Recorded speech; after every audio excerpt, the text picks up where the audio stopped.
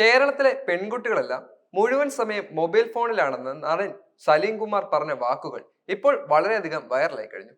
കേരളത്തോട് ഇവർക്കെല്ലാം പുച്ഛമാണെന്നും പുതിയ തലമുറയിലെ സംസ്കാരം പഠിപ്പിക്കണമെന്നും സലീം കുമാർ പറയുന്നു. ഇപ്പോഴത്തെ കുട്ടികൾക്ക് നമ്മുടെ നാടിന്റെ സംസ്കാരം അറിയില്ലെന്നും അവർക്ക് ആകെ അറിയാവുന്നത് ശവസംസ്കാരമാണെന്നും സലീം കുമാർ ആരോപിക്കുകയും ചെയ്തു. കോഴിക്കോട് DCC സംഘടിപ്പിച്ച ത്രിവർണോത്സവം പരിപാടിയിൽ പങ്കെടുത്ത് സംസാരിക്കവെയായിരുന്നു സലീം കുമാറിന്റെ വിവാദ പരാമർശം വൈറലായത്. ഞാൻ പറവൂരിൽ നിന്നും കോഴിക്കോട് വരെ എത്തുന്ന നേരം റോഡിലൂടെ പോകുന്ന പെൺകുട്ടികൾ മുഴുവൻ മൊബൈൽ ഫോണിലൂടെ സംസാരിച്ചാണ് പൊക്കോണ്ടിരിക്കുന്നത്. നിങ്ങൾ നാളെ തൊട്ട് ശ്രദ്ധിച്ചോ, ഒരു പെൺകുട്ടി പോലും മൊബൈലിൽ ഫോണിൽ സംസാരിക്കാതെ പോകാറില്ല. ഇന്ത്യ ഭരിക്കുന്ന മോദിക്കുണ്ടാവില്ല ഇത്രയും തിരക്ക്. ഇവരെന്താണ് ഈ പറയുന്നത്? പഠിക്കുന്ന പിള്ളേരാണ്. ഒരാളാണെങ്കിൽ വിചാരിക്കാം, ഒരാളല്ല.